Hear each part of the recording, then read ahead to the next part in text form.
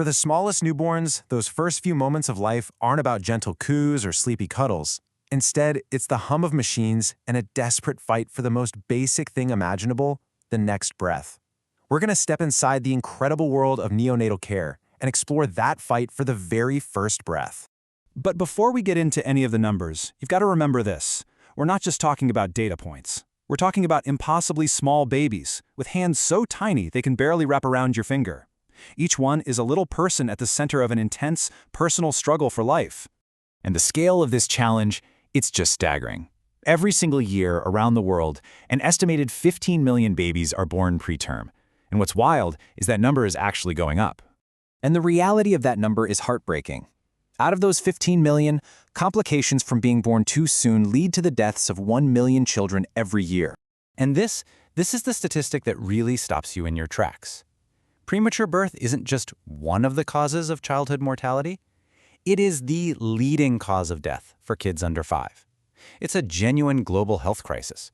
Okay, so we've seen the huge scale of this, but what does it actually mean to be premature? Let's break down what the doctors are looking at. So, at its core, here's the official definition. A full-term pregnancy is about 40 weeks. So any baby born before that 37-week mark gets the premature label. And usually, this goes hand in hand with a low birth weight. We're talking under 5.5 pounds. Now this is super important because not all premature births are the same. A baby born before 32 weeks is called very immature. But if they're born before 28 weeks, that's extremely immature. These babies often weigh less than 1,000 grams. That's just 2.2 pounds. It just goes to show you, every single week, heck, every single day inside the womb is absolutely critical for development. So for these babies, it really is a fight against the odds from minute one. But here's the amazing part. Medical science has become this incredible superpower in their corner, and it has completely changed the game when it comes to survival. And wow, this chart just says it all, doesn't it? Just look at this jump. At 22 weeks, the chance of survival is a grim 10%. But fast forward just 2 weeks to 24, and it skyrockets to 60%. By the time a baby reaches 31 weeks, we're looking at a 95% survival rate. That's a breathtaking leap, and it's all thanks to modern neonatal care. And this right here, this is the milestone. This is the goal that all the doctors and nurses are fighting to reach, because by 34 weeks, that tiny baby's chance of making it is almost identical to a baby carried to full term. It's just an incredible beacon of hope.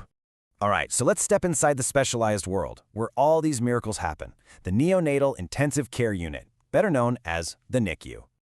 You know, I just love this way of thinking about it. The incubator is probably the single most important piece of gear in the entire NICU. It's not just some plastic box, it's a high-tech womb designed to perfectly mimic that safe, stable environment the baby had to leave way too early.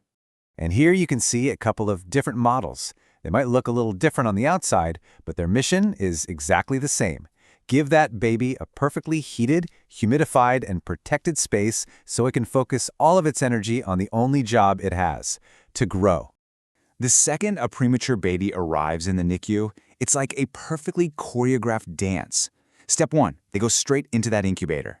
Instantly, monitors are being attached. At the same time, samples are being taken to check for any infections, and a whole battery of screenings get started. There is absolutely no wasted time. And this just gives you a little taste of the equipment that's waiting. You've got things like the Neopuff for breathing help, monitors for every single vital sign, and these incredibly precise infusion pumps that deliver the exact right amount of fluids and medicine, which is so important for these tiny bodies. It's literally an entire life support system, just miniaturized. Now, of all the mountains a premature baby has to climb, one is bigger, steeper, and more immediate than all the others. The simple act of taking a breath. So what makes breathing so incredibly hard for them? Well, their lungs are often one of the very last organs to finish developing. They're missing a critical substance called surfactant. It's kind of like a liquid that coats all the tiny air sacs in the lungs and keeps them from collapsing. Without it, every single breath is a monumental effort. And that struggle can lead to this really scary condition called apnea. That's a pause in breathing that lasts for 20 seconds or more. And when that happens, it's almost always followed by something called bradycardia, which is just a fancy way of saying the baby's heart rate suddenly plummets. It's a true medical emergency that the NICU team is on constant alert for. So the first line of defense is often something called an oxygen hood. It's this clear dome that goes over the baby's head. It just provides a nice, gentle flow of warm, humidified oxygen to create a richer environment that makes breathing just a little bit easier. Now, if the baby needs a little more direct help, the next step up is usually a nasal cannula. You've probably seen these. They're just small, clear tubes that sit right in the nostrils and deliver a more concentrated flow of oxygen right where it needs to go. For babies who are trying to breathe on their own, but are just exhausted from the effort, there's CPAP. It stands for Continuous Positive Airway Pressure. The important thing here is that it doesn't breathe for the baby. Instead, it gently pushes air in to keep those tiny lung sacs from collapsing. It's a real game changer that can dramatically reduce the work of breathing. And then, for the most critical cases, when a baby is just too weak or their lungs are too underdeveloped to do any of the work, a ventilator takes over completely. This is the highest level of life support. The machine does all the breathing for the baby, giving them time to rest and grow stronger. You know, when you think about it, going from a 10% chance of survival to a near certainty in just a matter of weeks, the journey of a premature infant is just this stunning display of medical brilliance and pure human resilience. And as our technology gets better and better, pushing the limits of what we once thought was possible, it really makes you wonder, what new hope does the future hold for the next generation of these tiniest fighters?